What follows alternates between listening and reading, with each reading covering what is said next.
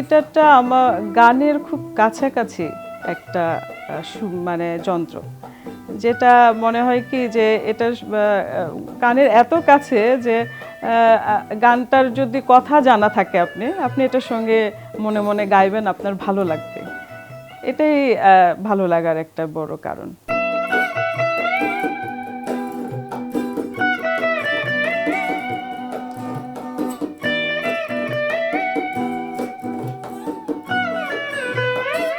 আমার জীবন থেকে বলছি, আমি গায়ক হতে চেয়েছিলাম, কিন্তু আমি দেখলাম যে এটা অনেক কষ্টকর ব্যাপার, অনেক সাধনা লাগছে।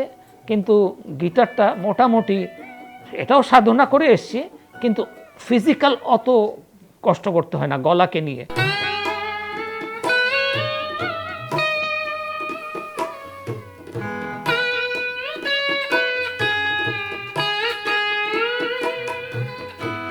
হাওয়াইন গিটার এমন একটি যন্ত্র, যে যন্ত্রটা কিন্তু অনেকে মনে করে যে এটা অনেক পুরানো।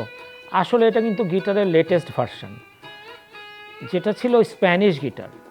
16শো শতাব্দীতেই যেটা স্পেনে আবিষ্কার হয়েছিল, তারও আগে এটা আরব দেশ থেকে মুর জাতি এরা কিন্তু এরকম একটা স্ট্রিং ইনস্ট্রুমেন্ট নিয়ে এসেছিল স্পেনে। তখন এটাকে গহটার নামে বলতো, গহটার, জিথার। তারপরে এটার থেকে আস্তে আস্তে গিটার আসলো, ছয়তার আসলো, এবং স্প্যানিশ গিটার বলে এটা সারা পৃথিবীতে কিন্তু এখনও চলছে। এই যন্ত্রটা হাওয়াইন গিটার, হনুলুলু মানে এটা হাওয়াই দ্বীপপুঞ্জের থেকে আসলো এটা, এই জন্য এটা হাওয়াই গিটার। জোসেফ কে কুকু উনিও স্প্যানিশ প্লেয়ার ছিলেন।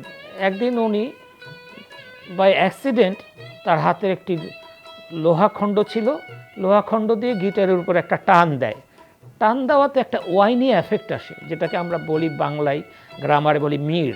স্প্যানিশ গিটারটা মির প্রধান না, মির করা যায় না, প্রত্যেকটা ফ্রেটে লেগে যায়, টাটা টাটা করে আওয়াজ হয়। আর এখানে হয় কি যে একটা লম্বা সুর করা যায়।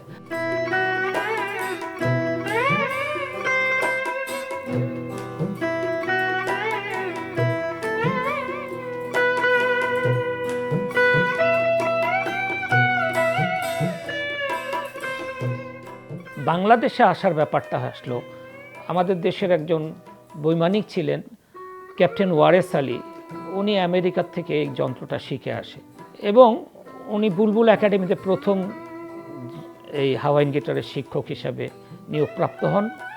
ওনার থেকে বোরহান আহমেদ ওনার ছাত্র, বোরহান আহমেদের ছাত্র আসে পান্না আহমেদ, পান্না আহমেদের ছাত্র আমি। মানে এটার ইতিহাসটা খুবই ছোট বলতে পারেন।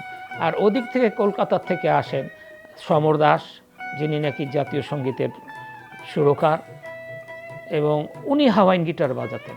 সমস্ত বড় বড় যারা মিউজিশিয়ান হাওয়াইন গিটারিস্ট ছিলেন।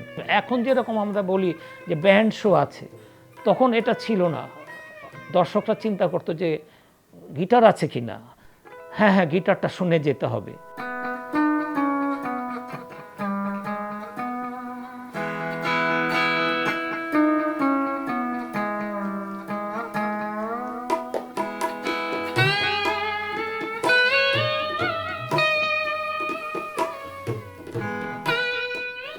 ইন্ট্রোটা আমার ওস্তাদ মরহুম পান্না আহমেদ, বাংলাদেশের প্রখ্যাত গিটারিস্ট, উনি এটা বাজিয়েছিলেন এবং উনি বিটিভিতে চাকরি করতেন। এই সুবাদে তখনকার এবং সিনিয়র ছিলেন, ওনার বাজনা সারা বাংলাদেশ ভীষণ নাম করেছিল। তখন মিউজিক ডিরেক্টররা বললো যে পান্না ভাই আপনাকে দিয়ে এটা করাবো।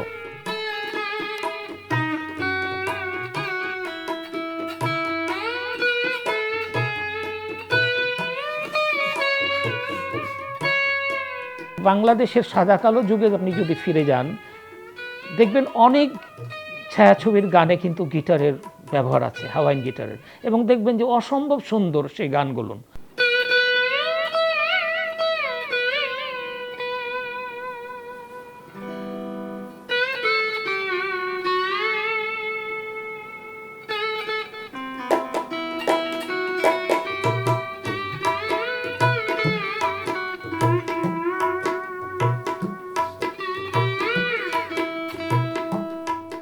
একটা স্টুডিও ভাড়া করে আমি মিউজিশিয়ান নিয়ে বসে একটা গান তৈরি করব, সেই ধৈর্য কিংবা সেই বাজেটটা কিন্তু থাকে না যারা প্রডিউসার থাকে।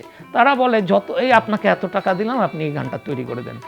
তখন অগত্যা সিনথেসাইজার অথবা আমরা যে বর্তমানে মডার্ন কিবোর্ডকে ইউজ করা হয়, নিজেই সব রকম বাজিয়ে ফেলতেছে, হয়তো রিদিম একজনকে নিচ্ছে এবং এক কিবোর্ড দিয়ে অথবা সিনথেসাইজার দিয়ে একটা গান তৈরি করে ফেলছে। আমাদের সংগঠনের যারা আছে তাদেরকে বিভিন্নভাবে আমরা হেল্প করি, গিটার ক্রয় করার ক্ষেত্রে হেল্প করি এবং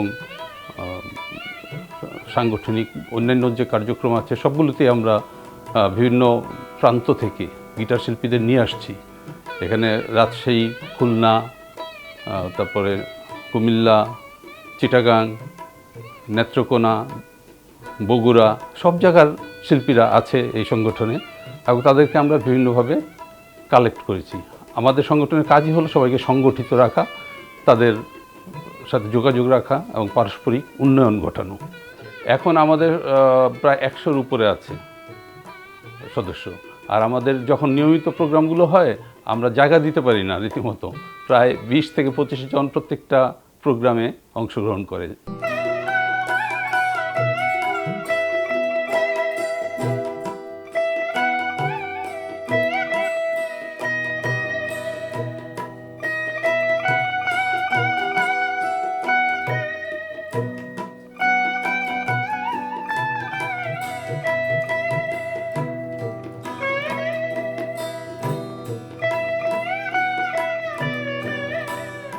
হাওয়াইন গিটার নামে তো একটা যন্ত্র আছে, একটা এইটা তো আগে জানতে হবে নতুন প্রজন্মকে যে এইটা একটা বাজানো যায় একটা কিছু। ওরা প্রথমেই জিজ্ঞেস করে এটা কি পিয়ানো কিংবা এটা কি যন্ত্র। এটা শুধু নতুনরা না, মাঝে আমাদের বয়সের পরেও যারা, তারাও চেনে না, কিংবা আমাদের সমবয়সী যারা, তারাও কিন্তু খুব কম চেনে। তো কেন কম চেনে? এটার আসলে এটাকে তো আসলে প্রদর্শনের ব্যাপার করতে হবে। যেমন স্কুলে আপনি একটা ব্যবস্থা রাখলেন, ভার্সিটিতে একটা এটা শিক্ষা দেওয়া, তারপরে বিভিন্ন রকম যে প্রতিষ্ঠানগুলো যারা গান শেখায় করে, সব জায়গাতে যদি আমরা এই গিটারটাকে এবং একটা শিক্ষক রেখে এই গিটারটা শেখানো শুরু করি, সব যেগুলো সাংস্কৃতিক অঙ্গনে যারা কাজ করে, তো সেইখানে যদি আমি এটা নেই, তখনই তো এটা পরিচিতি লাভ করবে।